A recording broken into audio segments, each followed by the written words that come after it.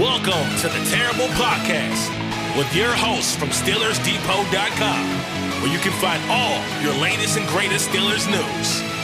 It's Dave Bryan and Alex Kozora, always lit, talking Steelers. And now, here's Dave and Alex.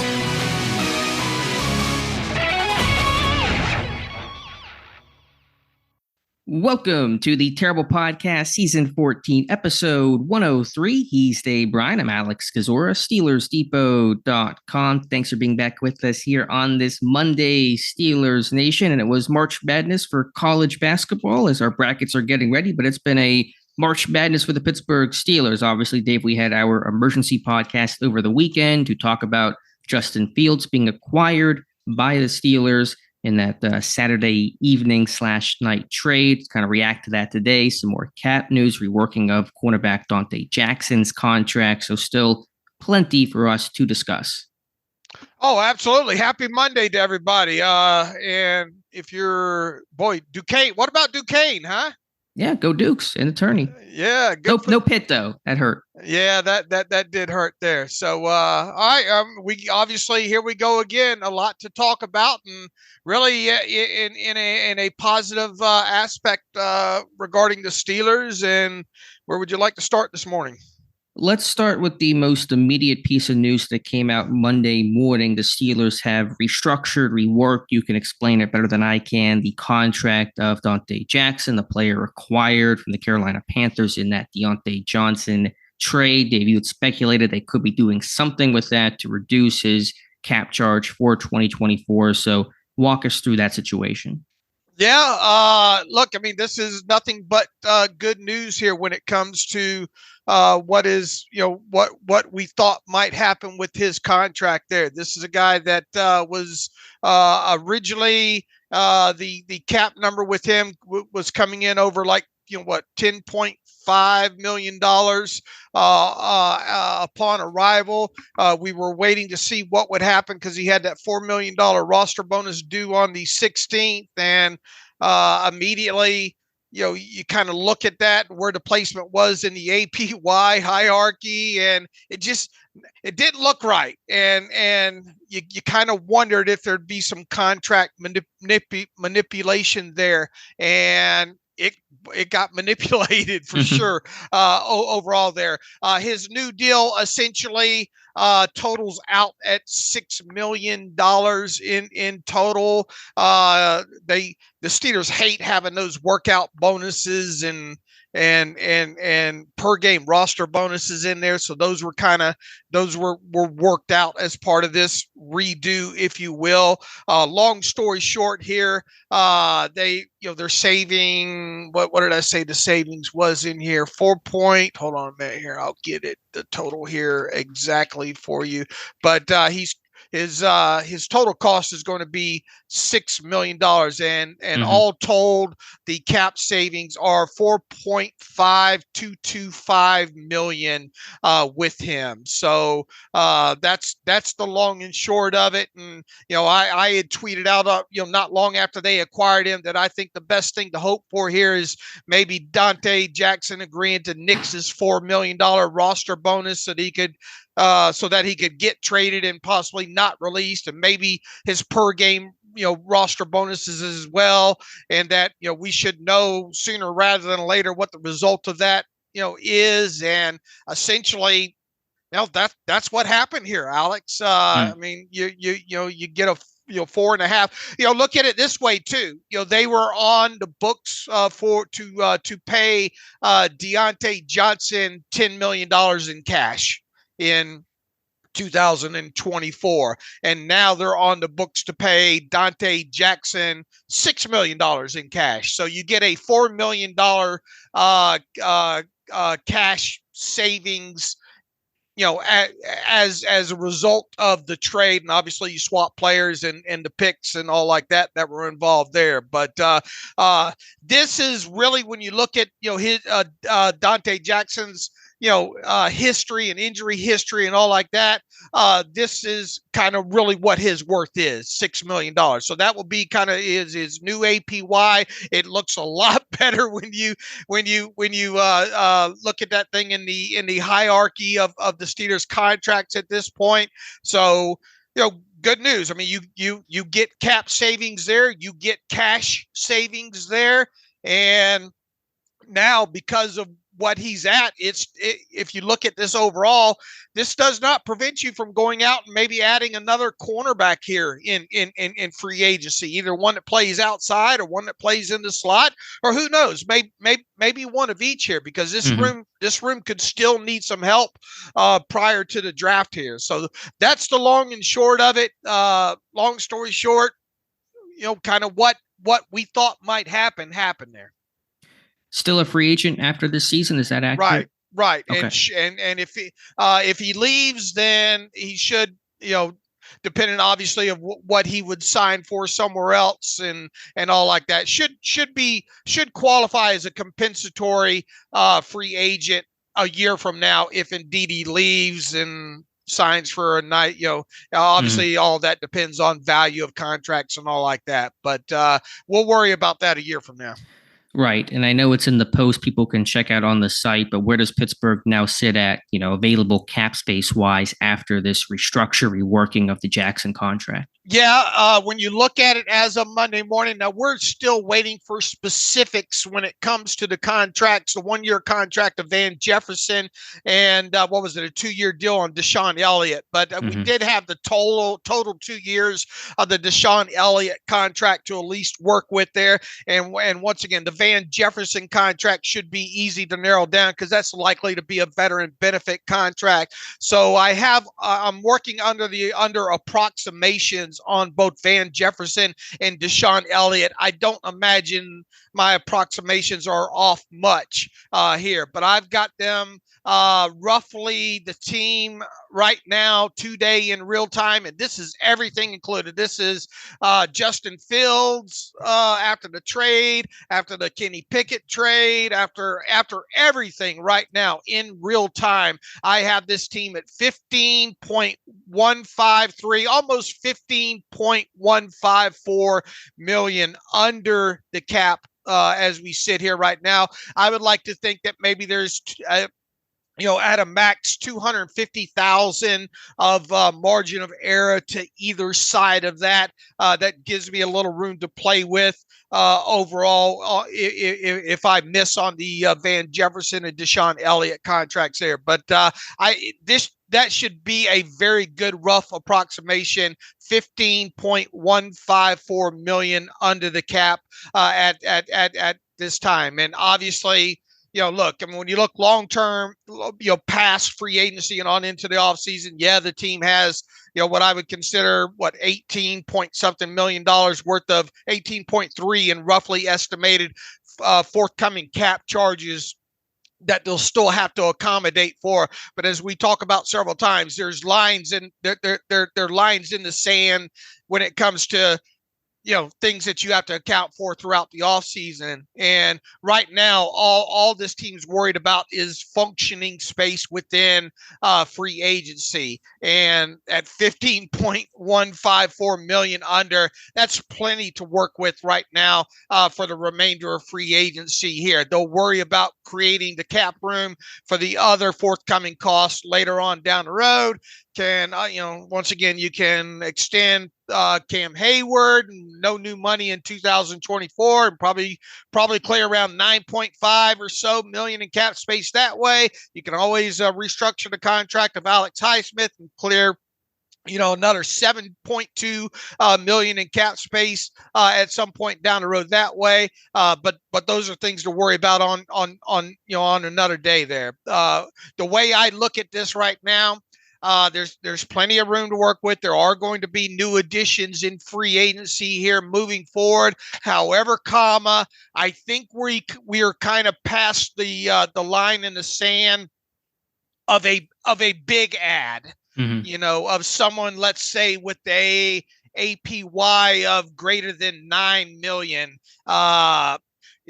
Could you do a player or two along those lines? Absolutely, you could. There's nothing that says that you can't here, but it feels like with what's left on the board and the market values and where they're at cap wise, it feels like it's going to be more modest deals moving forward for the Steelers. And as part of that, we know this team likes to sign a few guys, veterans along the way to those veteran benefit deals, much in probably the same instance as this Van Jefferson deal is. So I'd expect to see those as well too. So I think you could see 4 or 5 more people come in the door here between now and the end of the compensatory free agent period, which is the Monday after the draft here. So they're not done.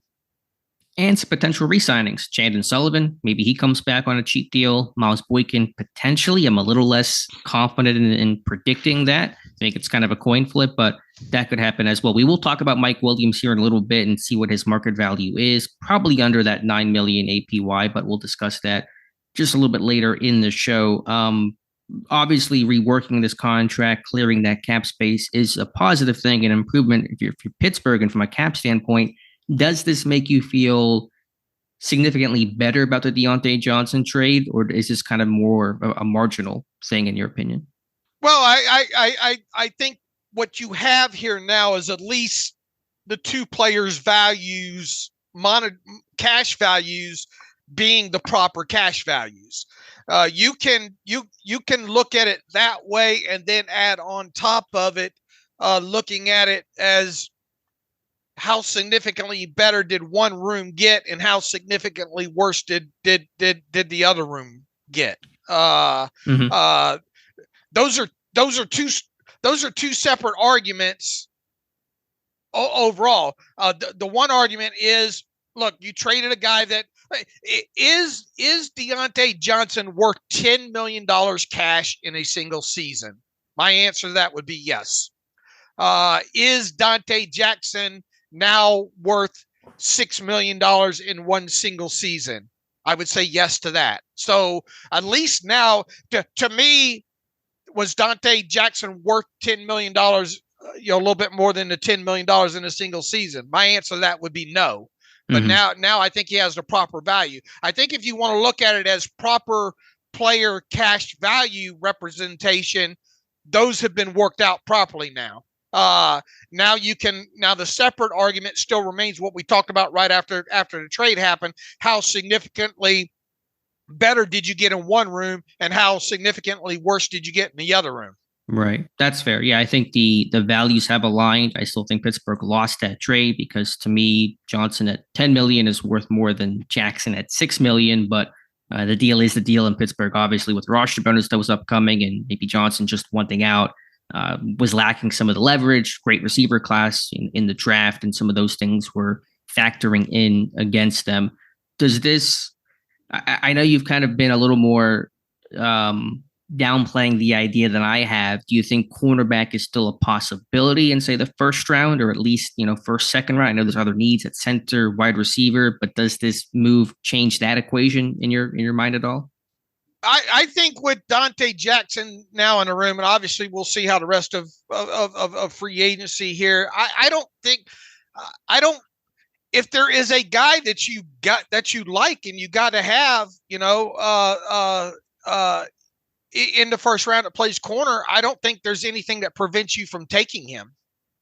I agree, especially a free agent after this year. Again, my thought is that Jackson can be a fine number 2 corner opposite of Porter, assuming that he continues to travel with top wideouts. Jackson will be serviceable. He'll frustrate. He'll give up some negative plays, but he can do that job well enough. But after that, you're probably moving on with from Jackson after the 2024 season, which there's no one in the hopper to replace him. No internal young guy that's coming up. I mean, we'll see on Darius Rush and Corey Trice Jr., but they're mostly unknown and dart throws right now. So obviously, again, big needs at center and wide receiver as things stand right now. But corner, I think, is still a need in the slot. I mean, it is nothing there. So they have to address that, preferably before the draft starts, to have something before they go into that 3-day weekend. And history tells you that they will put more band-aids on this thing, right? So to kind of protect them from having to go into the draft at said position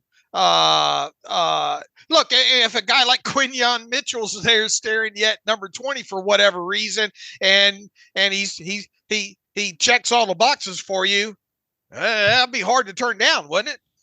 Sure, absolutely. To get a corner like that, if you could have Mitchell or a top corner, whoever that name is, and Porter for the next 5+ years, you're in a really good place. Right. So, and once again, why all this happened? How much of it revolved around Dante Jackson maybe wanting out of Pittsburgh, or just you're wanting a different kind of receiver in that room.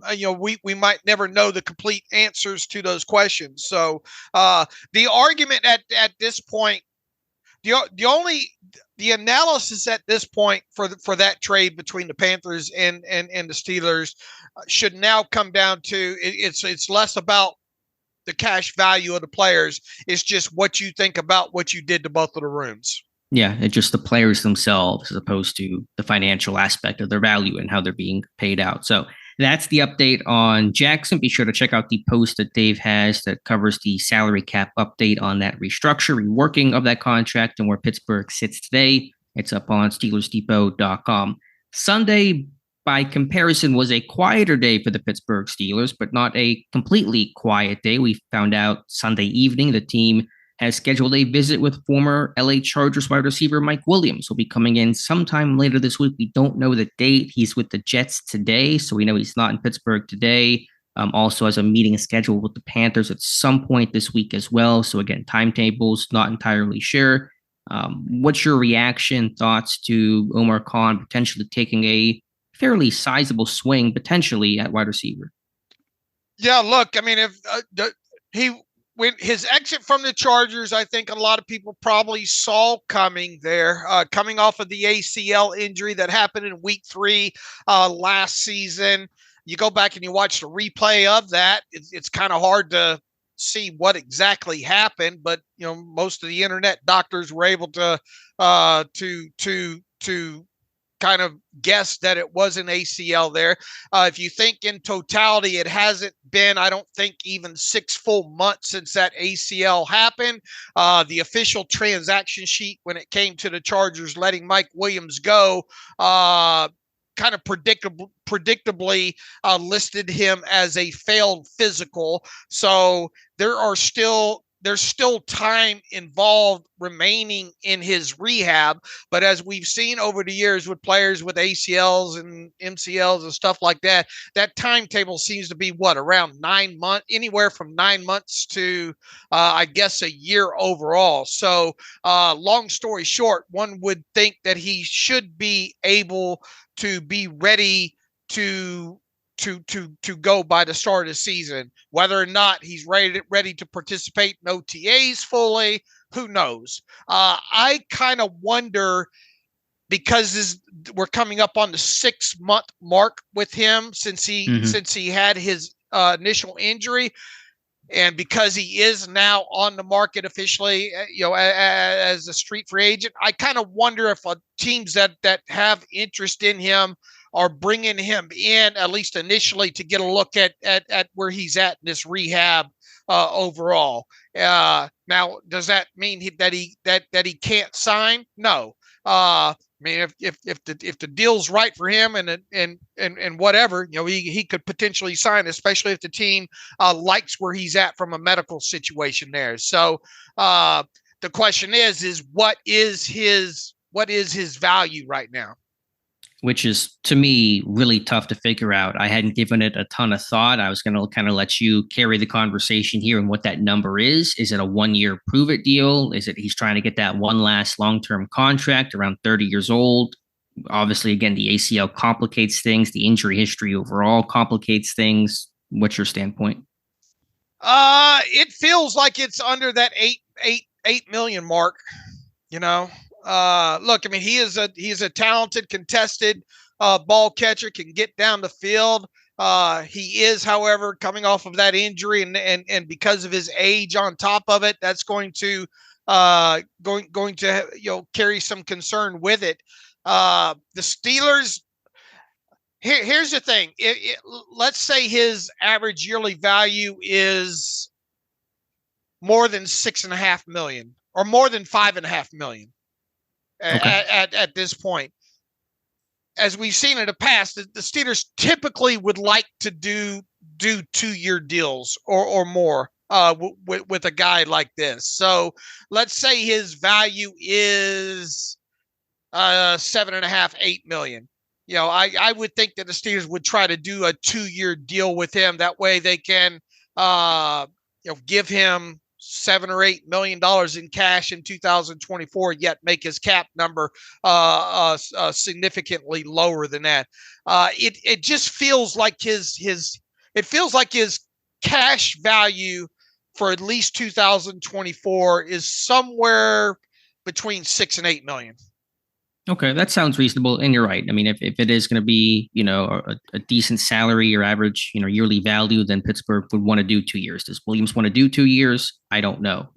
But putting for a moment, he'll turn 30 in October, by the way. So, that's another thing to think about. And once again, he is coming off that ACL, so his value is going to be tampered down a little bit, but I mean, he's still a very talented wide receiver. And look, when it talks about fit, 6'4", what is he? 218, 220, something like that. I mean, you can visualize him fitting in what Arthur Smith would like to do with this offense. Yeah, big bodies, someone over the middle. That definitely fits. Outside targets for somebody like Russell Wilson, who likes throwing on the outside and had big receivers in Sutton and Jerry Jeudy last year. So those things aligned. And Williams was playing really well before the ACL last year, like 19 catches in 3 games for a bunch of yards and a touchdown or 2.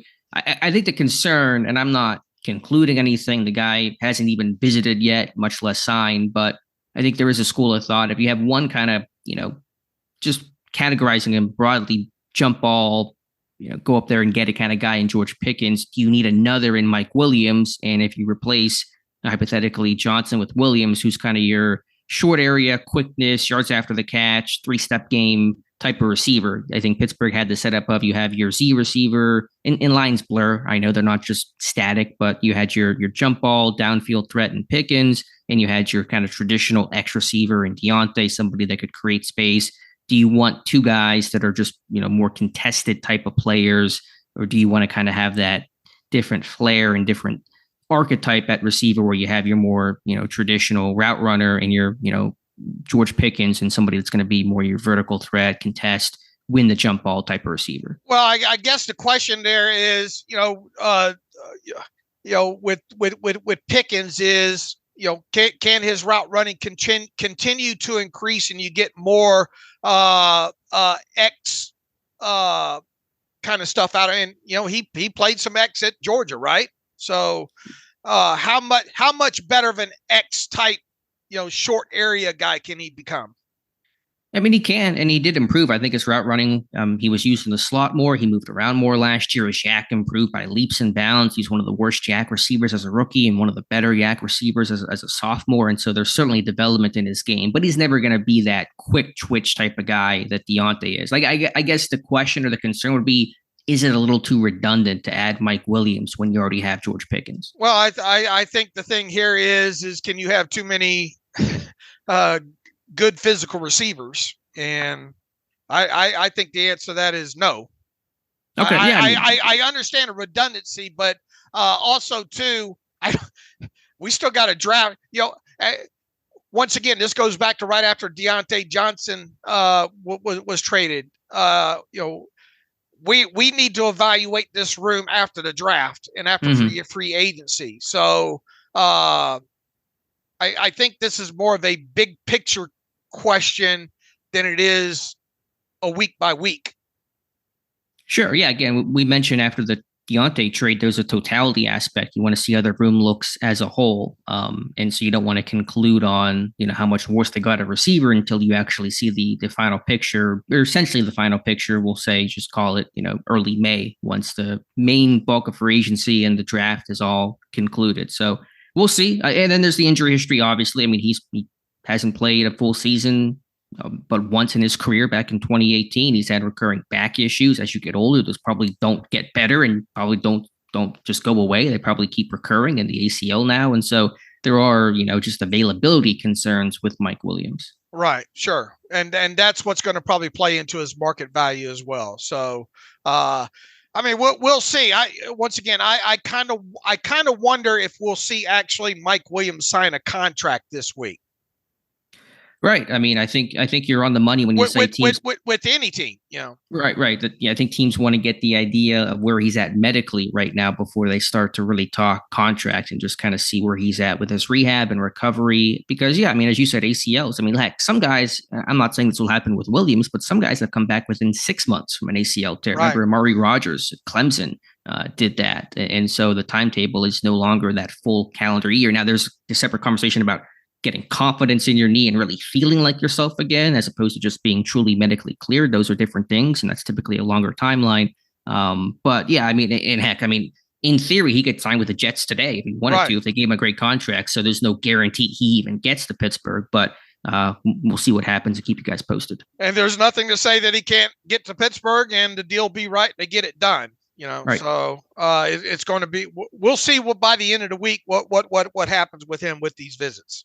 All right, good deal there. Let's go back to Justin Fields. Obviously, we had the emergency podcast over the weekend discussing the trade and the value, and nobody can dispute the great value that Pittsburgh got. There's been some more reporting that kind of gives an indication of why Pittsburgh got him so cheaply. Reportedly that Fields and his camp wanted to go to Pittsburgh, and so other teams that were interested, up to 4, maybe 5 other teams who were calling Chicago about Fields.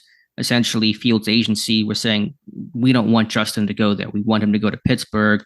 And Chicago, despite having reportedly better offers to send him somewhere else behind more established long-term franchise quarterbacks, turned down those opportunities and did right, quote unquote, by him to send Fields to Pittsburgh. So that appears to be one reason why the cost was so minimal. Now, I'm assuming that other teams were not offering a second-round pick. I'm sure their compensation was not dramatically better than what they agreed with in the Pittsburgh deal. But point being, that seems to be the way that Fields got to Pittsburgh, was he wanted to go to the Steelers and Chicago said, okay, we'll send you there.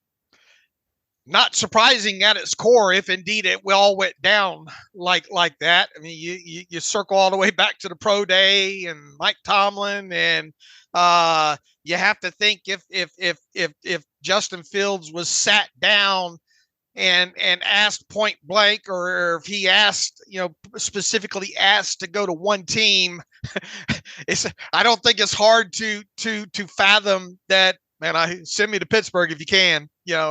Send me to play for Mike, especially him seeing the aftermath. Pickett sent out the door, and Russell Wilson and his age, and not only that, as we talked about in the last podcast, him saying right after he drafted that he models his game after Russell Wilson. Why wouldn't he want to go to Pittsburgh to get the chance to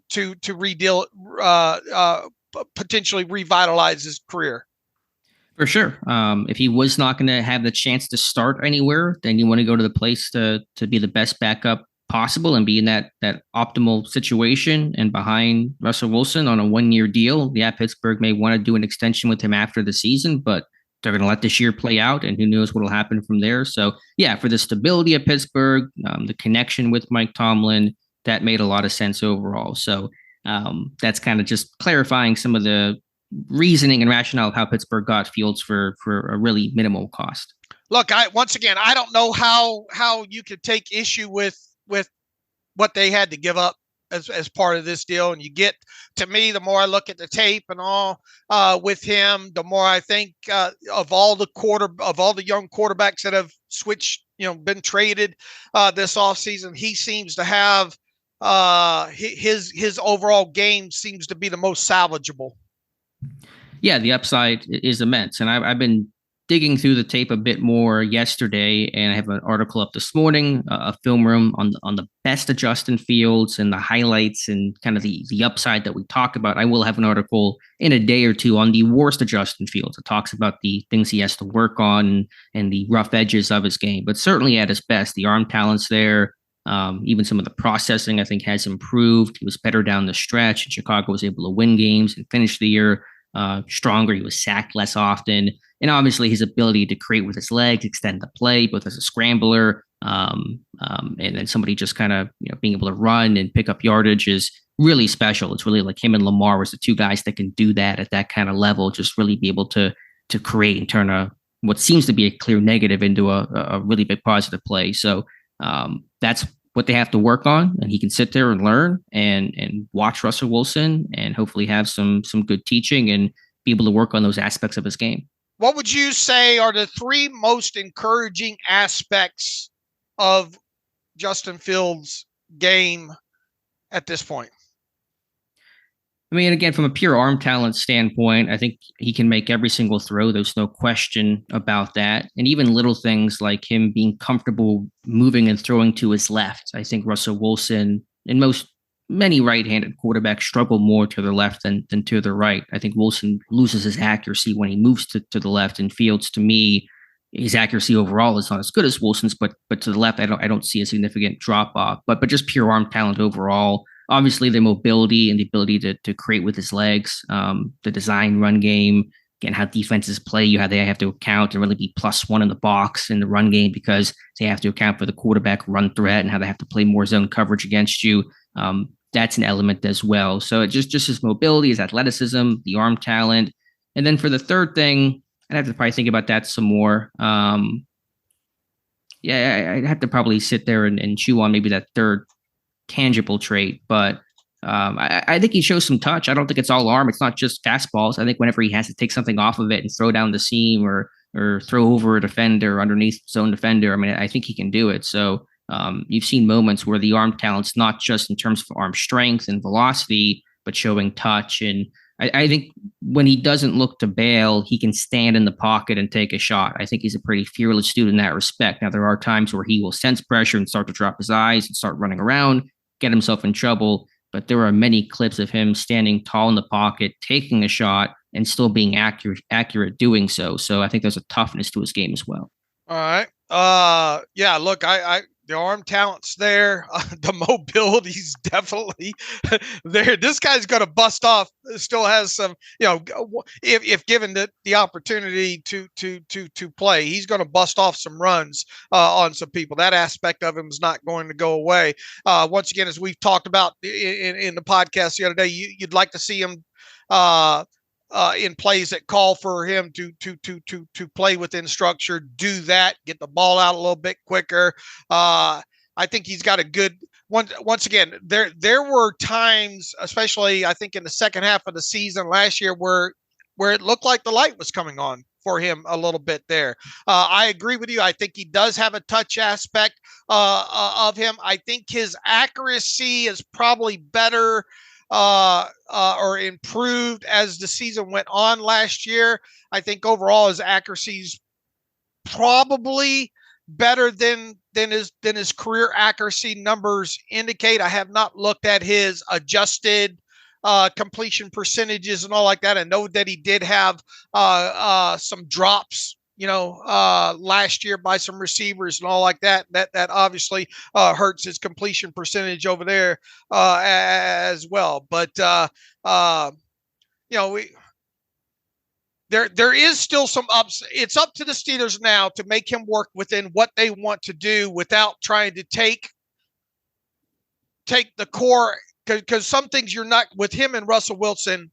There are some core aspects to their game that you're just not going to be able to eliminate. And even circling back even further to what you said, if you can just eliminate the lows on both those guys, and make the lows not so low while developing a more mid aspect to their games, that will help immensely, I think, overall.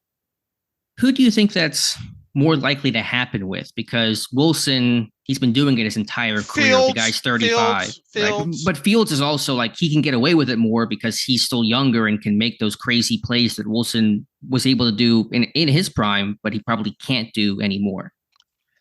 Put it to you this way, 1 for 1, I could see Russell Wilson being the more frustrating quarterback to you. Okay.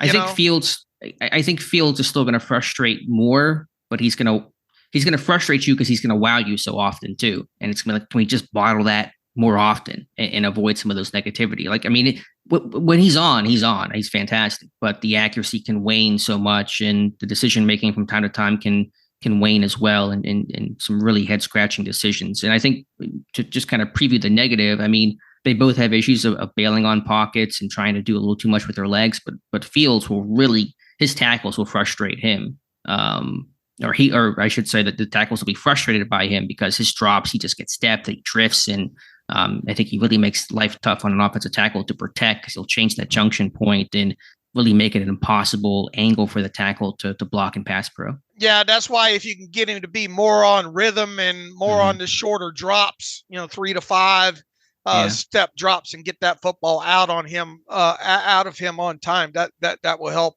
immensely. Look, we're not going to paint this thing anything other than it is, but I do think that if you can get him to play within structure more, without, you don't want to tell this guy if it's not there, if it parts like the Red Sea on you, go. But how do you teach it? How do you walk that line? Because it's a fine line to walk. Yeah, it is. And also, the more you get a quarterback to take off, the more you worry about him getting hurt and all like that.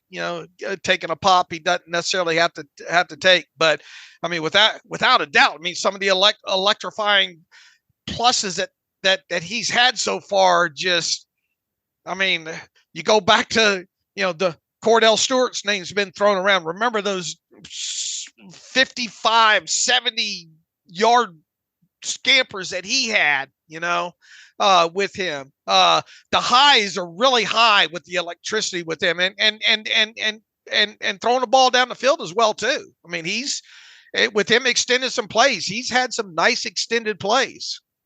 That kind of brings me to a discussion I wanted to have with you today. It's been talked about some.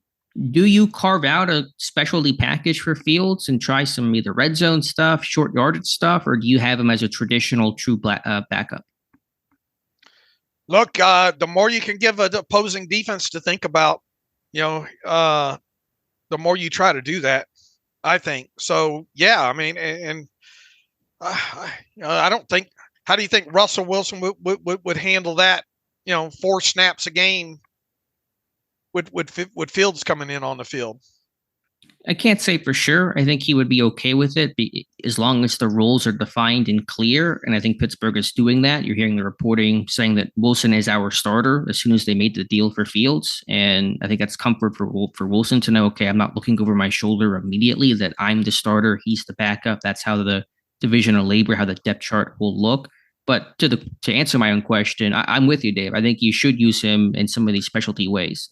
He's too talented to sit on the bench the entire season. If Wilson were to play every single snap, I don't want Justin Fields having 0 snaps. Right. There is an asset to be had there. And as you said, something else for defenses to prepare for. Now, exactly how often and how you use him, you can discuss that. You go into training camp and kind of see where he's at. But I think obviously you could be looking at, short yardage, goal line, red zone, got to have it type moments, occasional change up, maybe your opening script, you still want to play like that, where it might be almost treated like a wildcat package where he's, but obviously can throw and do more than just run. So I think you have to utilize that talent because you don't want that guy sitting on the bench the entire season. Yeah, the element of surprise in the NFL and giving defenses something they didn't plan for, or B, something showing them something early in the game where they think, you know what, we got to change this up because if this, if any element of surprise that to me is a plus in the NFL in today's day and age, and especially when you got a guy as athletic and it's not like he's inexperienced either. So yeah, I'm all for it as much as possible. And even if it's not surprise, in some ways, I may want to make them plan for it. I may want them to dedicate practice time against scout team dealing with this package. And maybe I won't even use it that week. They don't know. Maybe I'll use it for one play. And so they're going to have to, on practice time that's pretty limited with the CBA rules, a couple hours a day, a couple days a week, is I want them to take a period to deal with this potential package and make them dedicate time to film study and planning and practice reps and have less time to plan for our base offense. That's a win for Pittsburgh as well. And the only way you do that is putting it on tape. Sure, yeah, you will have to certainly show, but if you can tease it some, and you can get some plays off of it, then defenses will have to account for that and respect that. Right. So we'll see that'll be a conversation. Is there any downside to this Fields trade? The only one, and again, some people have thought about it, and again, we're just musing and kind of hearing the reaction is, what if Wilson were to struggle? Is there going to be a quarterback controversy? Will there be calls for playing Fields? I mean, there's always calls to play backup quarterbacks. They're often the most popular man in Pittsburgh, not always in the NFL, not always in Pittsburgh, but that is maybe one potential consideration of, okay, you have a really talented, at his best type of backup. If Wilson were to falter, do you have this outside noise about, this daily discussion, who's your starting quarterback? I mean, the short answer, that's obviously yes. I mean, if Russell Wilson comes out and has a start to 2024, I don't want to say exactly but, similar to, Mitch Trubisky in his first season, there are going to be calls, put Fields in there, especially if you're not scoring points. Mm-hmm. And obviously if there are turnovers in there, I mean, if you're in games and you're even if you're losing games 19-17, without a doubt, especially if you can draw it right to mostly being on the quarterback play. You're going to get those. Look, this is without a doubt, this is Russell Wilson's team right now. But if he struggles, you are going to hear the calls to get Justin Fields in there. Is that a concern though, or do you just think that's the cost of doing business when you have? 35-year-old quarterback and a still young former first-round draft pick that's had some electric plays. It's part of the NFL now.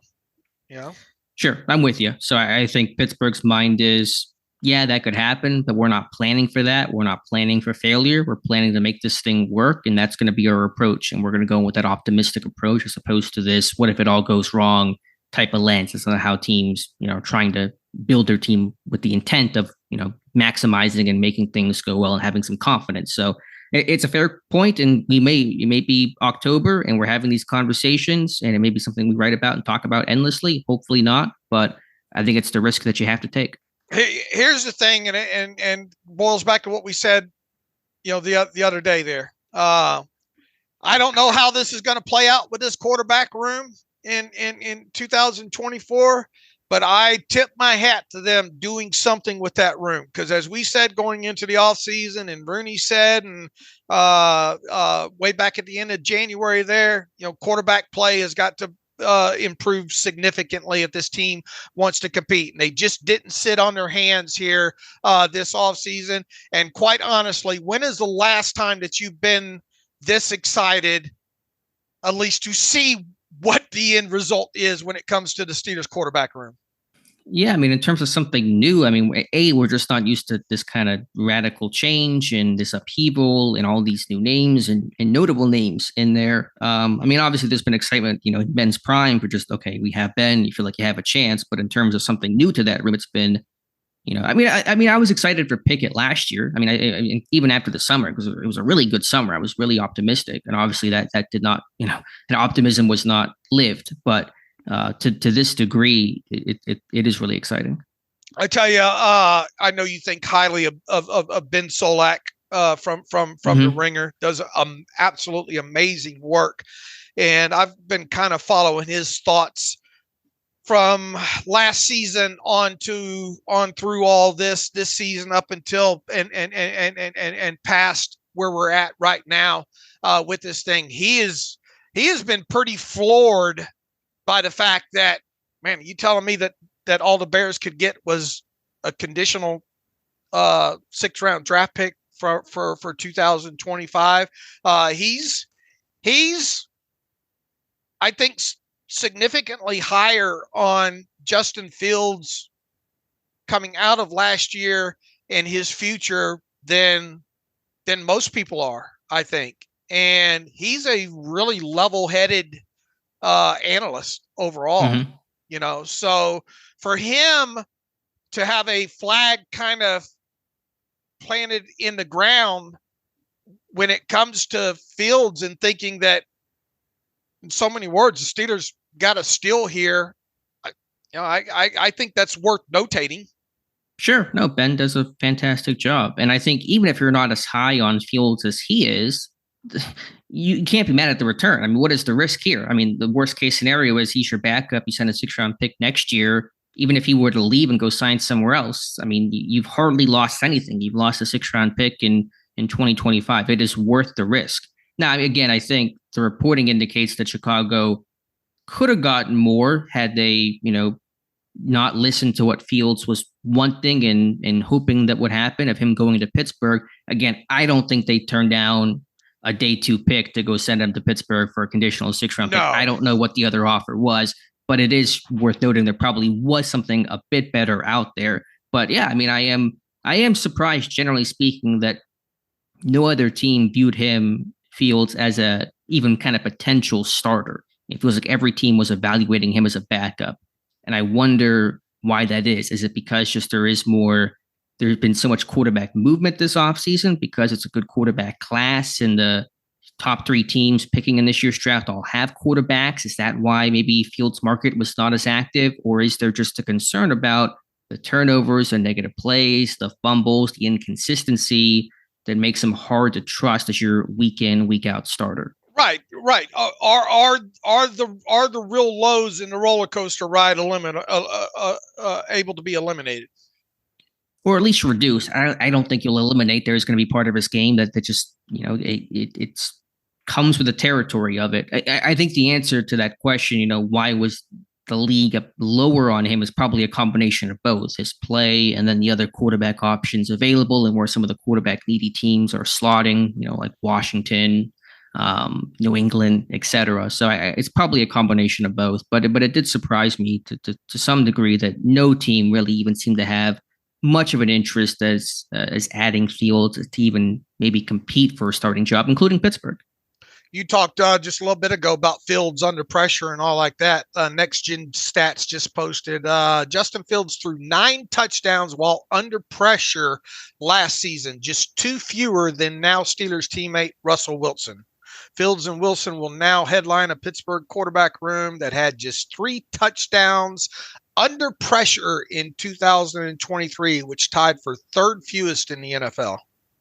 Yeah, again, I think under pressure, when he hangs in there, when he's not kind of running and scrambling around and he just hangs in there and because the arm talent is so good that he can make those plays. And I have a couple of those clips in my film room, and there's a ton more. Even things like red zone play, and there's a bunch of variables to that. But I had the stat late last night, and you've talked about, Dave, that Russell Wilson's been so good in the red zone. Fields and Wilson last year combined for 31 red zone touchdown passes. Pittsburgh had 5. I mean, it's just like a comical difference there. Again, there's opportunities and just having chances to do that. And Pittsburgh, a run heavy team, they want to punch it in with Harris and Warren. So I get there's some context to be had there, but I mean, for a red zone offense that has been in the 20s for 3 straight years, you need to get that better, and you're gonna just have more. I guess you have to be able to throw for 20 passing touchdowns as a team at the minimum to truly be a competitor and be able to potentially contend. You can't throw 13 touchdowns on a season and expect to go into the playoffs and beat the Mahomes and Allens and Lamars. It's just not sustainable. But wait, there's more. Here's more from Next Gen Stats. Despite starting just 13 games last season, Justin Fields ranked top 5 in scramble runs, 46 of them, yards, 384 of them, touchdowns, 4, and rushing yards over expected, plus 104, a full football field. The Steelers gained the 6th fewest rushing yards, 127, and the 5th fewest run yards over expected, minus 16 on scramble runs last season. So that highlights the mobility, and it's a Captain Obvious, I guess, but it is in writing for you. Yeah, it's good to have the stats, but we know he can run. Right. And obviously as the backup, we don't know how many opportunities he will really have to drop back, pass, and scramble. If Wilson gets hurt, then obviously the equation changes a lot. But the bottom line to me, Dave, is we talked about this on the emergency podcast is your quarterback room, the most important position in sports, has gotten better. Right. And the cost and the risk to do so is about as minimal as it can get. I mean, it's a veteran minimum contract, 1 year for Wilson. It's a conditional 2025 6th-round pick for Fields. I mean, that's nothing. It's peanuts compared to you see some of the desperate and kind of reckless decisions other teams have made in the past, or even getting quality quarterbacks like a Kirk Cousins. You're committing long-term for serious money to that. So there's a risk inherently in that. So Pittsburgh has made themselves better while reducing risk as much as possible. Is it perfect? No. Are there questions? Absolutely. I don't know who the starting quarterback of 2025 is going to be. Maybe it's Wilson. Maybe it's Fields. Maybe it's somebody else. We're going to have to find out. But at least there is an improvement for 2024 to begin pushing that ball forward. Agreed. Did you get that put into your dating app profiles and all? I should. I have not. I should do that. I'm sure the women will be blowing up my phone if I do that. I'll put in those next gen stats. I think that's what women want. They want next gen stats on Justin Fields rushing yards over expected. What does this do to your overall thoughts on the Steelers' potential to get into the playoffs and win at least one playoff game? Well, even when I said when Wilson signed is what I think this move does, it does not make Pittsburgh Super Bowl contenders. I don't think they're there. Now, again, we want to see the entire offseason process, and who knows what else Omar Khan will do. He's been full of surprises, and there's the entire draft to go through. So the roster is not done for any team, but also obviously not Pittsburgh.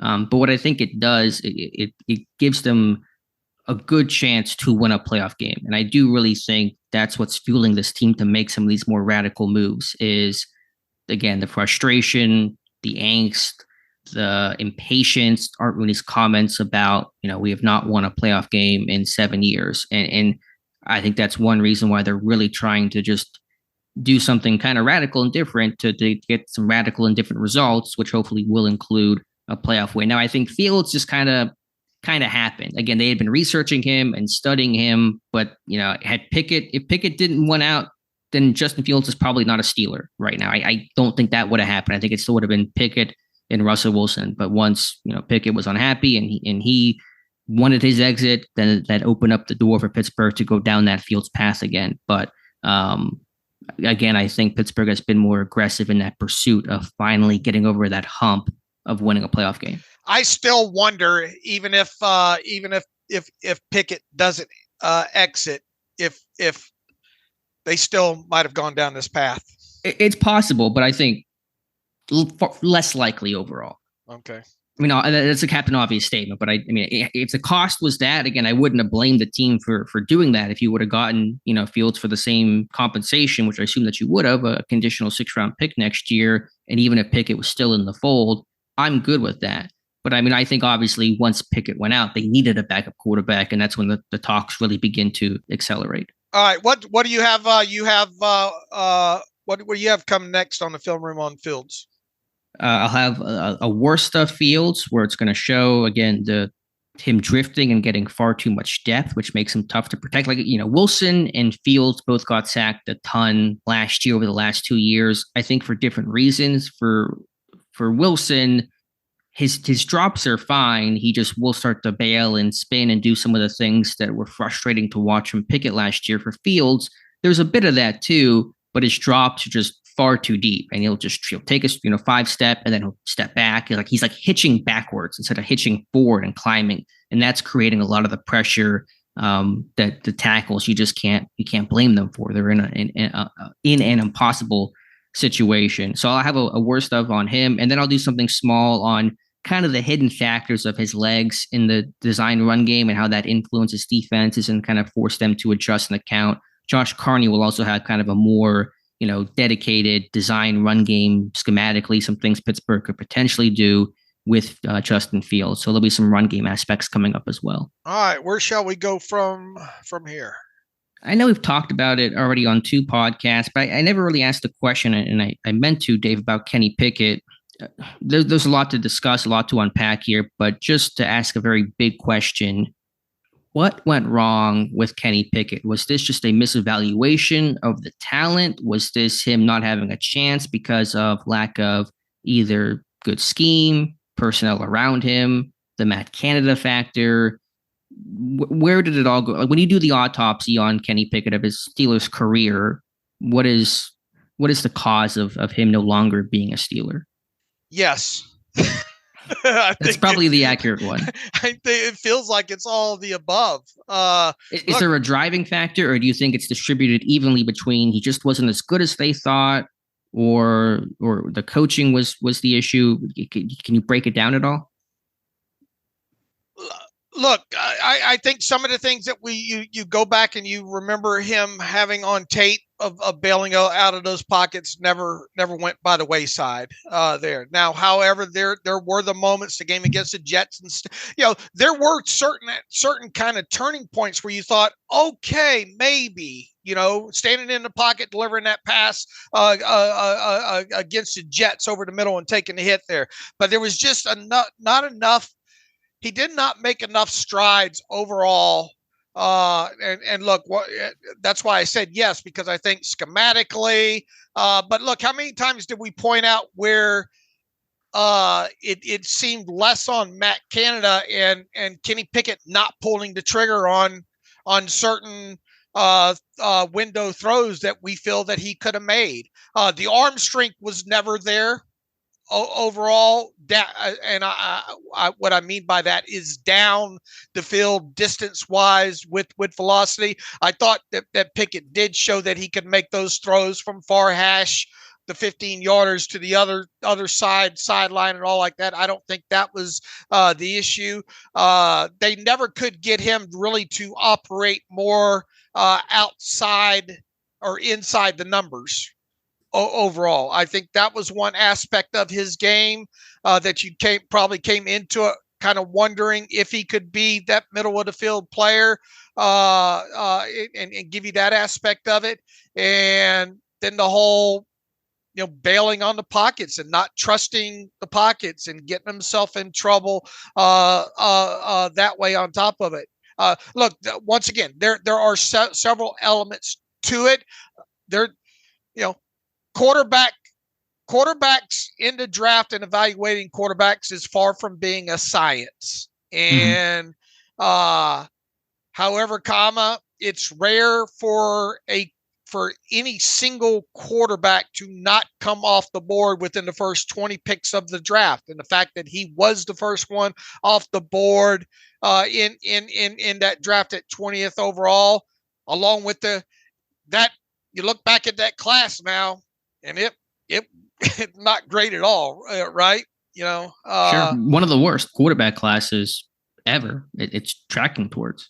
So this was the team, I think, trying to take a shot on a player that they felt that they knew quite a bit about and figured that they could work with overall, and it didn't pan out. I think that's well said. And yeah, I mean, to your point, when you joked and said, yes, that is, I think, largely true. To say there's only one factor or just one or two factors about why it didn't work is too short-sighted and too just convenient to say. If I could just kind of point out the biggest factors, though, they viewed him as a really highly accurate quarterback, and I just don't think he's been that kind of guy. I don't think he was as accurate as they thought and hoped that he would be. They painted that as kind of one of the biggest traits that they saw in Kenny Pickett, and I just don't think he was that kind of guy. Deep ball accuracy and his maturity, which ended up, sure, you kind of wonder, did he handle all this right?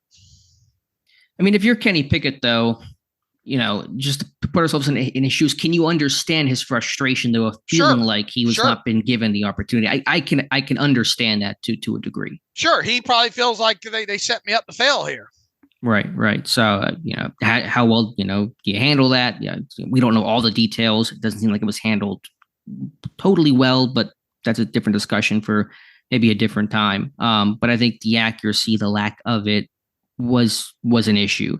I think certainly one of Pittsburgh's organizationally, one of their largest mistakes was not firing Matt Canada after the 2022 season. They had kept him for 2023 for this continuity value of let's not have our quarterback have two OCs in 2 years, but you see where it got them. You're firing Canada midseason anyway, and you never feel like you could really properly evaluate him with a better scheme and better coaching and better game plan overall. And so Pittsburgh really hurt themselves by not making that tough decision, which really wasn't that tough, but in the sense of, okay, we're going to have to go find a new OC and kind of change things on the fly after 2022.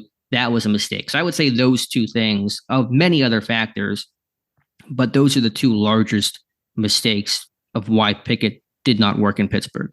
Right. And look, I mean, Justin Fields has got his warts as well, too, here. But at the very least, I think if you want something to, to hang your hat on to at least where there has been some progression, at least in his game. And look, his overall adjusted net yards per passing attempt stat is still 4.77 for his career, which obviously is not great and is right around Kenny Pickett's number for Kenny Pickett's first 2 years in the league there.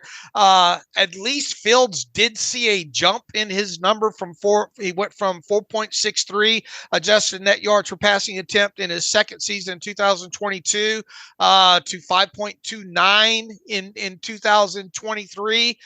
Still not great at all. Still needs to be over that 6 number, but at least he did make the jump in the right direction as a whole, where Kenny's jump wasn't as noticeable from his rookie season to his second season. Now, we're talking about 2 seasons versus three seasons here. Could Kenny Pickett have made the jump from what his number's at now to let's even say 5.5 in 2023? Well, even if he had, that wasn't going to be enough.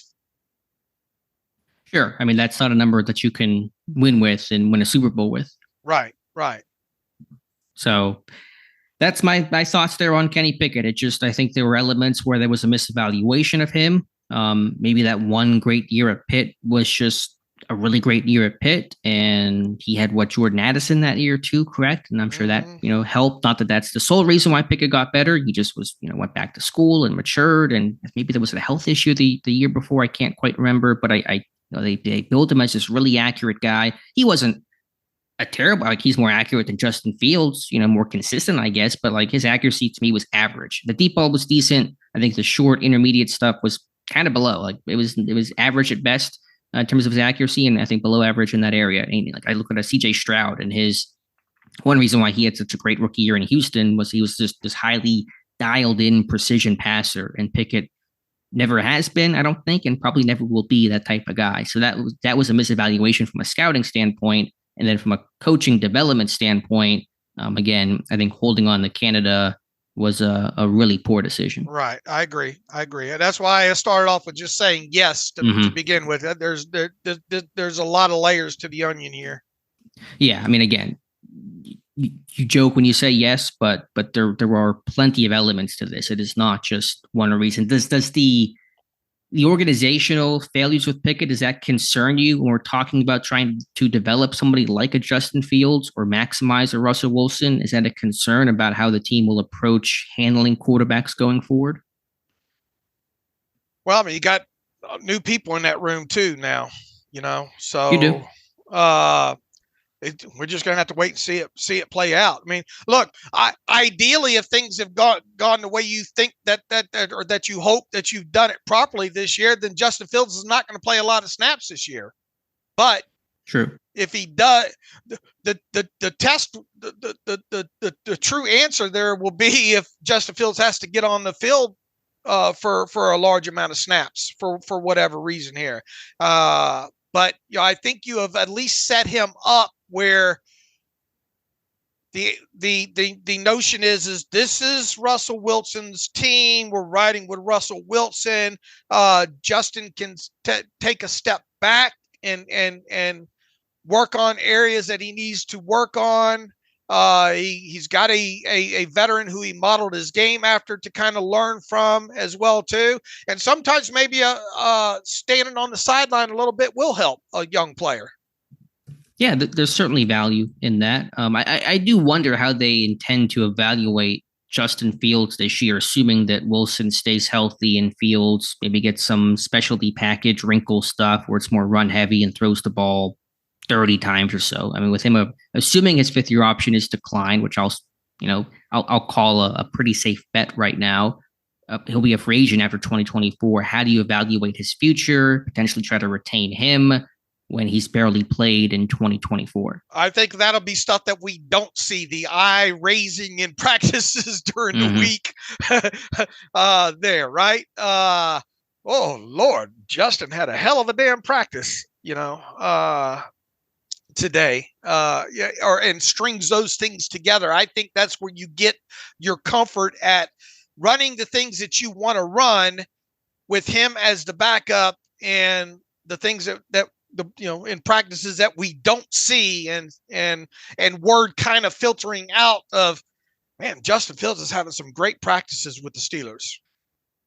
Yeah, but I mean, does that mean you sign him long term? Do you call him a starter if you feel like you move on from Wilson? I mean, right now the quarterback situation, generally speaking, at the top is settled. It's Wilson and Fields, but once the year ends, we're back talking about, okay, who you going with? Is it how good of a year did Wilson have? Are you going to extend him? What's his value? Is it worth it for his age and the money? For Fields, is it okay? We don't know much about him externally, in-game action in 2024. Do you do something with him? Do you just call it a one-year rental? I mean, this conversation it's not over. It's been paused. It's Wilson and Fields, but we're starting this conversation again as soon as the 2024 season ends.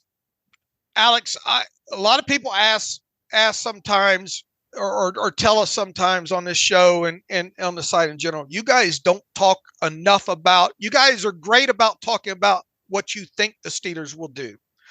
You guys don't do enough of talking about what you would do. So I'm going to put on my general manager hat there. Next to your tinfoil hat, right? Right. I don't pull this one out as a little dust often on this one. Right. At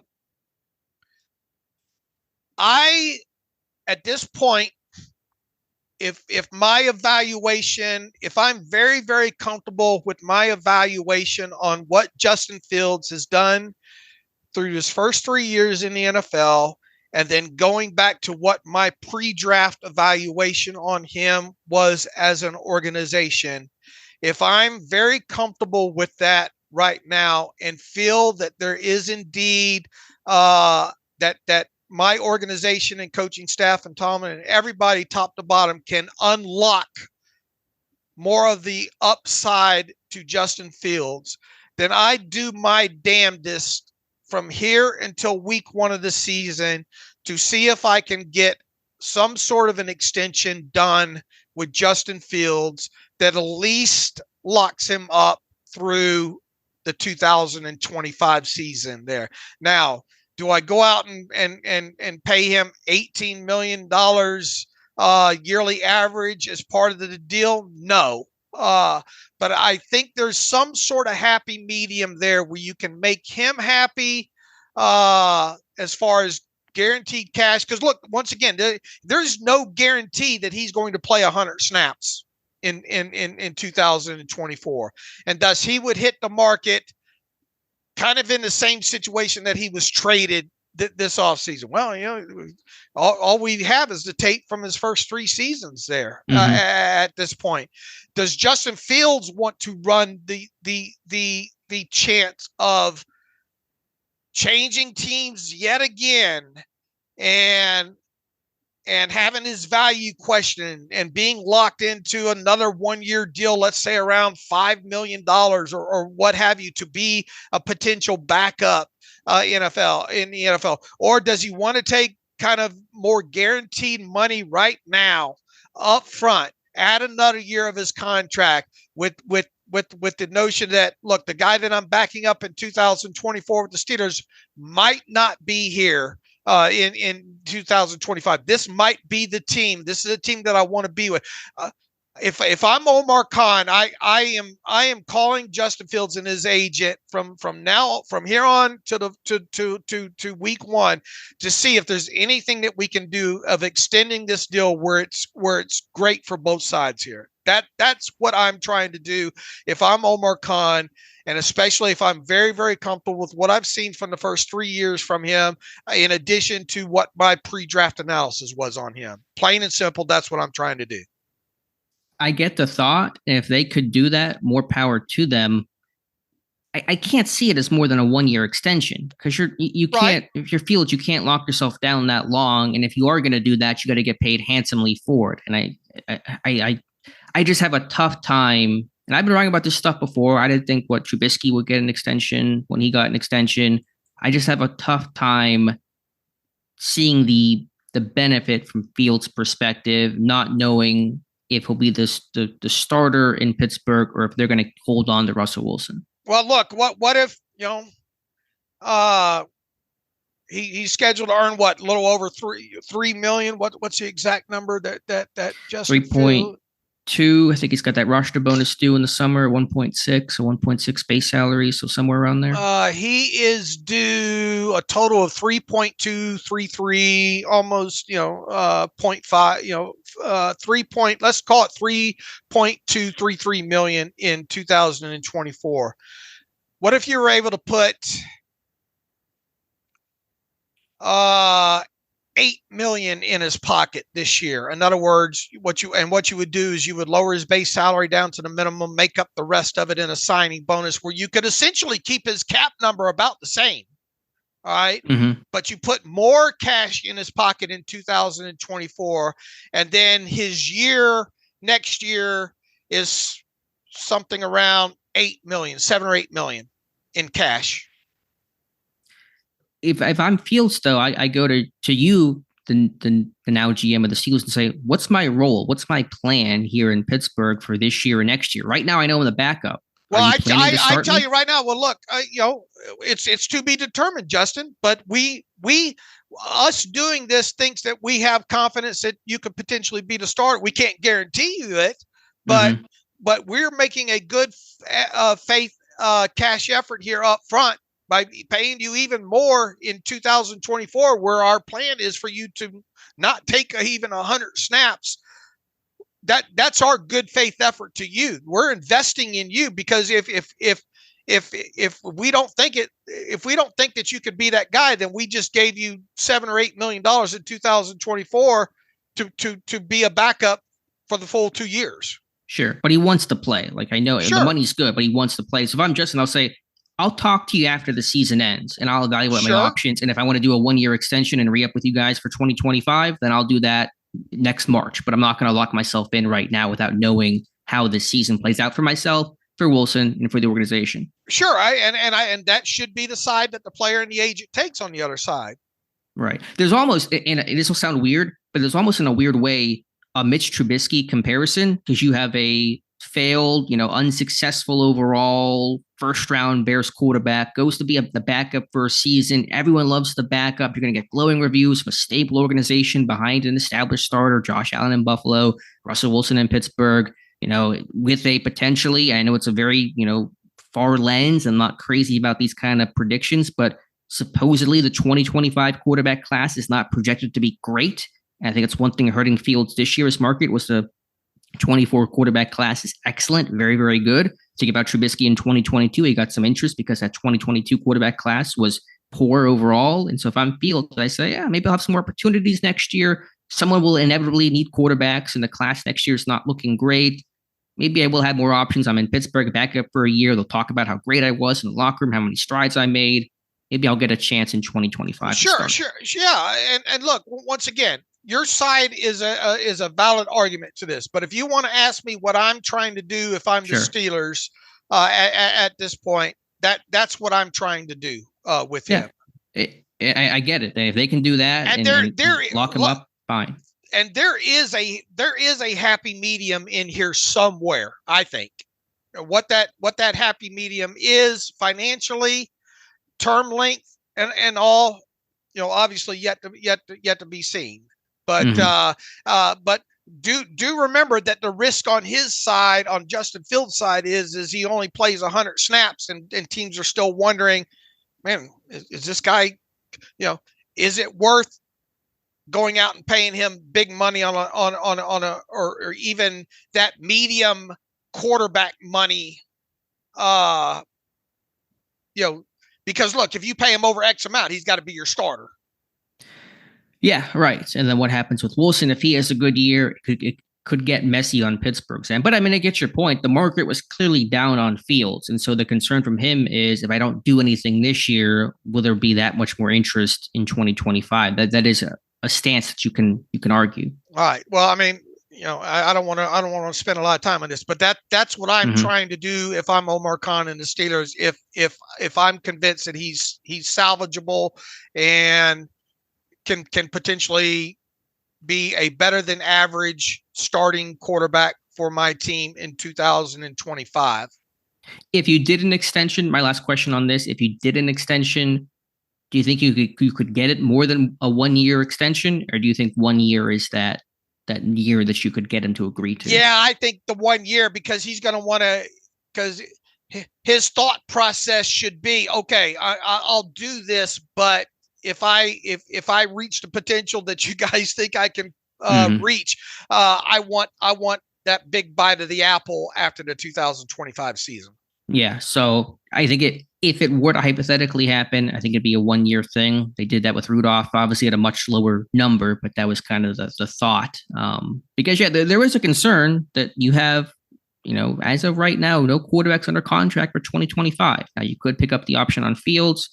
Do you think they'll do that? I'd be very surprised. I know I've been surprised by so much, but I'd be very surprised if that happened. And we're revisiting a previous conversation. I mean, at its core, it tells you they should not, will not do it. Yeah. So, that's an uncomfortable place to be as an organization, even with the intent of doing something with Wilson after the season. To have nobody under contract for 2025, I think gives you a little bit of anxiety. It would be, and once again, we took the devil's advocate role of that. If you did do that, it would be a high dollar gamble to do that. Then it goes back to how confident are you with your pre-draft evaluation and what you've seen in the first 3 years to go out and give them that 20. If you're doing that, though, Russell Wilson's going to look. He's going to he's going to get whiplash with his neck turning around to see what you did there. Sure, and then and already you've had Russell Wilson come out and say, kind of envisions himself being in Pittsburgh past this season. So he's going to wonder, what are y'all doing over there? Because you're not going to pay him well over $20 million to be a backup in 2025 right. There. So that, to me, that sends the wrong signal to Russell Wilson if you did that on top of everything else. Yeah, I agree, which is why I think I find it highly unlikely that occurs. But the deadline will come up here pretty soon, and we'll get our answer before the summer really begins. And once again, the happy medium here, believe it or not, I mean, with what you could give Justin Fields as part of a 1 year extension in cash for 2024, you could keep his cap number right the same or just slightly increase it some on top of it. So it all comes down to how much cash investment as an organization do you want to make in him in 2024. But yeah, on the flip side, you do have to wonder, what that base salary will be, and is that base salary, can that base salary in 2025 as part of a 1 year extension work as a backup salary? So that's right. That's where the happy medium comes in with this. But that's what I'm working towards if I'm Omar Khan. Yeah, and if you do that, and if you do re-sign Russell Wilson, you're going to pay a good amount of money for that. I don't know what that number is going to be, but if he has a good year, you want to bring him back. Your quarterback room that's very inexpensive right now has gotten very expensive for 2025.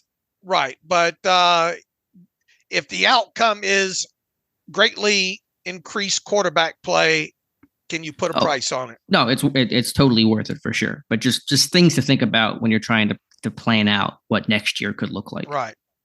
All right. Good conversation there. I'm sure we'll talk about more of this throughout the offseason and more stuff on Fields. Anything else that we're missing here, Dave? Got a bunch of pro days today. We'll keep you updated on that. I think Iowa, I think Miami are the two biggest ones. Is there any big pro days later this week we should keep an eye on? Toledo's is tomorrow. We'll see on Quinyon Mitchell there. Is Alabama? I said March 20th for oh yeah, it is. Yeah, because Georgia was last week. Alabama will be on Wednesday. Texas. So yeah, a couple big pro days coming up. All right. Have we missed anything else that we wanted to cover in our 45-minute pre-podcast production meeting? I think we're good. We will have a live stream tonight, 7 p.m. Eastern time. We had joked the last time we did one of those that things might be very different when we came back to the next live stream, and how true those words were. So that'll be fun tonight. But if we missed anything or anything else to talk about, you guys can catch us on YouTube at 7 p.m. Eastern time tonight. All right, shall we get to some reader emails to close out this show? Yep, let's get to some emails and close out today's show. We'll start with Joe here. Glusco. This sounds like a new name here. Let's see. Hello, Dave and Alex. Joe from York, PA here. I have two questions for you. Do you think Justin Fields will be in Pittsburgh past next season and into the future? My fear is that they decline the fifth-year option and Fields leaves to pursue a starting job elsewhere, and we never see him get a chance in Pittsburgh.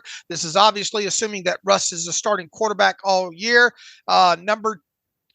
Before we get to number two, we pretty much talked about number one, did we? Yeah, I think we covered that pretty well. All right, here's a good number two here. This one is for Alex. How are the dating apps treating you? The listeners would like an update on your search for Trevor Kozora's mother. Thanks, guys. Love the show, and I'm looking forward to your draft discussions. Give us an update on those dating apps, Alex.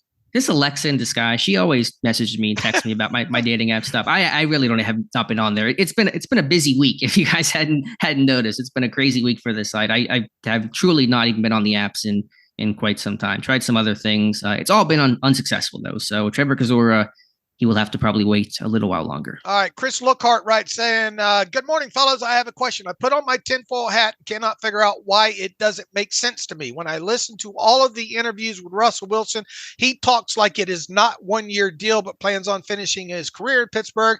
I got that vibe when he interviewed with Missy Matthews. Why do so many people think Justin Fields is the future if Wilson is talking like he wants to be here long-term and he's doing it openly? You can talk. You can profess your goals and what you want to happen all day long. I don't discourage Russell Wilson. I don't take issue with Russell Wilson doing that. If I'm Russell Wilson in my head, and if I think I can play 5 more years, I want everybody to know that I think I can make this thing work in Pittsburgh. I think I can get this team not only in the playoffs, win a playoff game, but make a Super Bowl run within this 5 years as well too. I want to profess that out there. I want people to know that. Now, what the organization thinks and what I'm sure the organization would love nothing better than Russell Wilson to have a fantastic 2024 year where it puts the onus on the organization to re-sign him. So, but at its core, these are words coming out of people's mouths. Yeah, the actions will tell us everything. And Pittsburgh reportedly had an opportunity to do a 2-year deal with Wilson whenever he had met with the team. After he met with the team, he I think called Pittsburgh, some other teams, and said, would you guys be willing to do a second year, maybe a player option type of situation? And Pittsburgh reportedly said, no, we want to do 1 year minimum and let the year play out. And so, yeah, if you're Wilson, you're confident in yourself. You expect to do well. You expect to succeed. And it's probably just good even because he knows he's now kind of the leader and kind of the guy. And so how you talk and act, you don't want to give the vibe of this is my stopgap. I'm here for a year. If you're trying to build something, you don't want to feel like you're going to leave it here in a season. And he probably wants stability and not be the guy that bounces around place to place over the end of his career. So yeah, if you're Wilson, you're going to have that approach, but you let the entire year play out, see how he does, and go from there. All right, we got one from Philip A. here from Rancho Cucamonga, California. That is the first time we have said Rancho Cucamonga, California on the podcast, I'm pretty sure. Congratulations, Philip. Hey, Dave and Alex, wondering if it's possible Fields comes in off the bench mid-game to give Steelers different options on 4th and short or red zone, similar to Taysom Hill last year. We talked a little bit about that during this show. I think and as we came to the conclusion, I think there should be situations in a game where they get Justin Fields on the field, and maybe not necessarily in fourth and short or red zone opportunities, but sometimes even in between the 20s as well too. I would advise them to do so for all the reasons that we mentioned earlier in the show. Yeah, again, I think it'd be a waste of his ability to not use him at all. Now, there's a line of how much and how you want to implement him, but I think certainly you have to explore some packages to get him on the field and utilize the talents that he has. He's an immensely talented player, and you want to have. I mean, again, Pittsburgh has not really had that possibility since the Cordell Stewart days. It's a unique wrinkle for all the reasons that we talked about and mentioned. So, yeah, I think you want to explore that. All right, this one's from Justin. It's titled Arthur Smith and the Bobs. Hey, Dave and Alex, after complete makeover of the quarterback room, do you think Tomlin secretly regrets hiring Arthur Smith? The Smith hire brings in a simpler run-heavy offense that was more tailored towards Pickett's assets in an attempt to develop him. Smith's offense has a ceiling, in his opinion, that will hinder the team from going deeper in the playoffs, and a 3-year contract is a long time. Lastly, with Kenny Pickett gone, can someone check on football justice? Yeah, football justice is about as useful. I mean, football on a stick is a lot more useful than football justice. At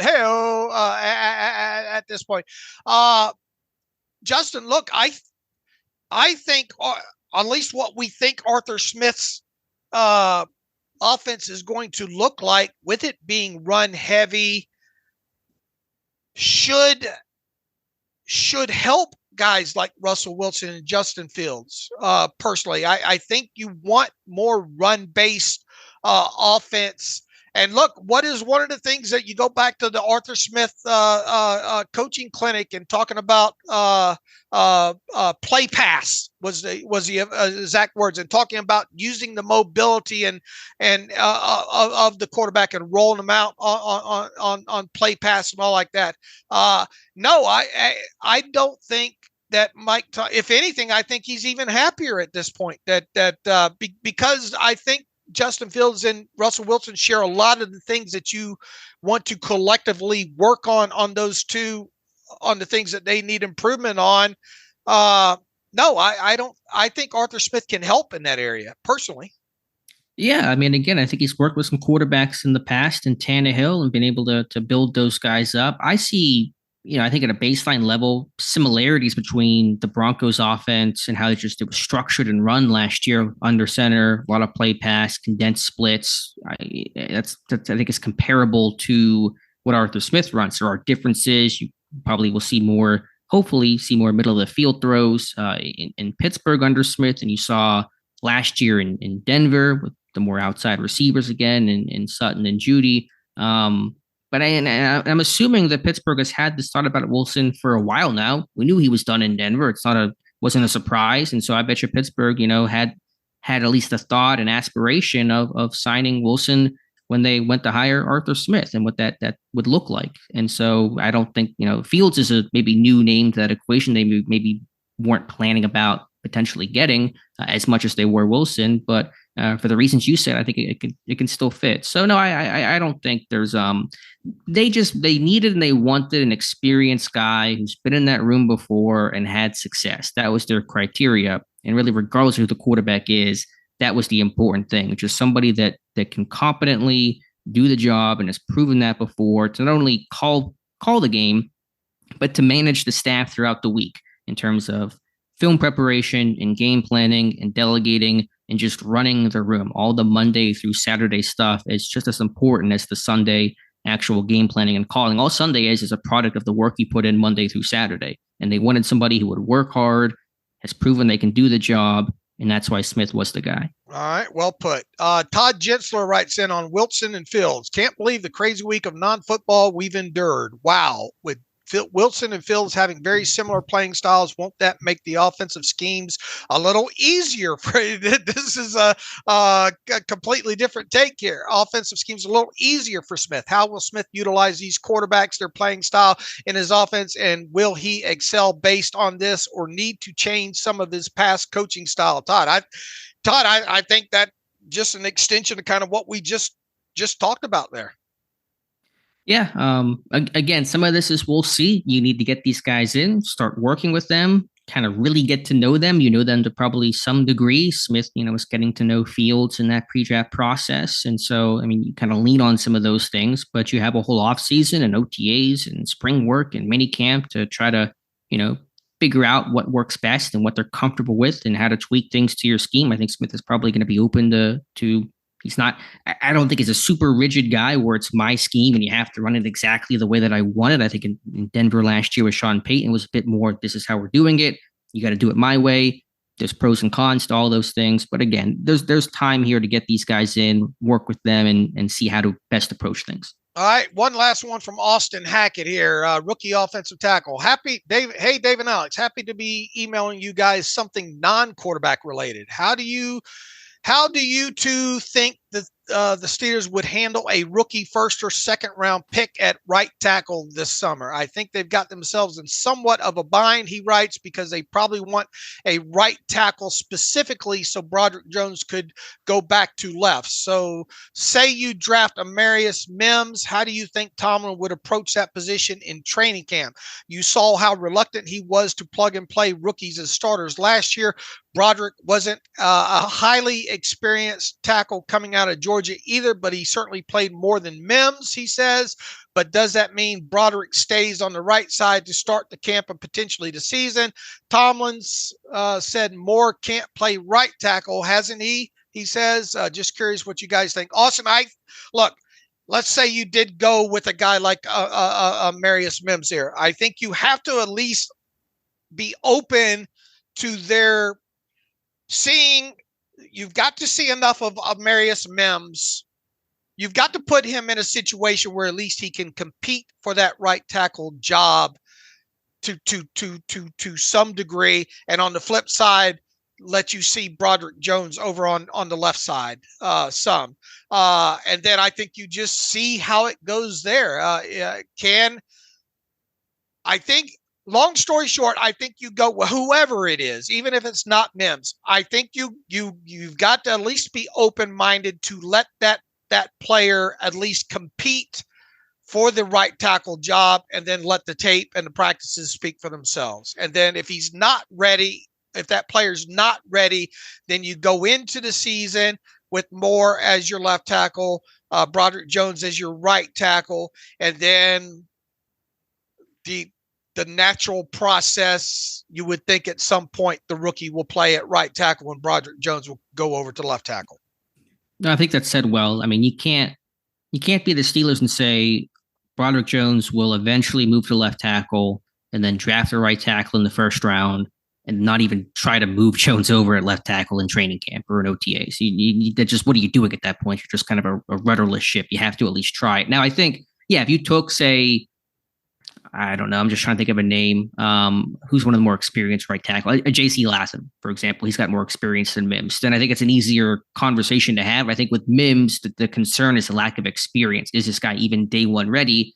There's some questions there because he's played 870 something college football snaps. It's not much of a resume. There's talent there, but there's not the experience. And so are you less comfortable doing that than a 3-year starter at right tackle? Yes. But I think even all the same, if you're drafting a guy in the first round, you're comfortable enough taking on that risk of that lack of experience in the first place. And so, yes, there'll be some things to work on, but you at least have to try it. And if you have to revert back, Moore's a hard worker. He's a professional. He'll be ready to go at left tackle. And I think Jones is cut from a similar cloth and he can go back in at right tackle. So short answer, I agree with you, Dave. You have to at least try that to start. And if it doesn't work, then you go back. Right. You at least have to have the open mind of letting that rookie compete for the job.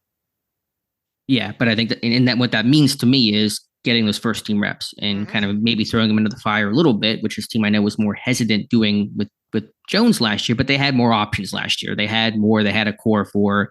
Right now you're kind of, I think you're a little more desperate to try to figure out your tackle situation, and you do want to get Jones over. At least I want to get Jones over to left tackle, and whatever I have to do that to at least explore that, I'm going to try. Right, and you know what Dan Moore's ceiling is now, so you have that variable that you can use as part of the process. Agreed. All right, we got to a lot more reader emails in this show. Apologies if we did not get to yours. Resend them if you keep resending them to keep them at the top of the list there if you think they're still pertinent and we haven't discussed the topic ad nauseum to this point. We will have the live. That ought to be an entertaining live stream tonight. We're expecting a record turnout tonight for the live stream. You can look for that on Alex Kozora's YouTube channel, and he'll be posting it on Twitter and all like that to give people a heads up about an hour out and all like that. So we will, barring having to do an emergency podcast at midnight tonight, our next show will be on Wednesday. So in the meantime, you can follow me on Twitter /X at Steelers Depot. Follow Alex at Alex_Kozora. Follow the show at Terrible Podcast. Email the show, theterriblepodcast@gmail.com.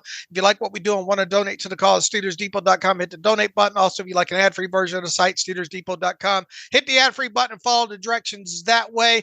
We had a all-time record day for the site on Sunday, and we certainly do appreciate everybody that stopped by the site.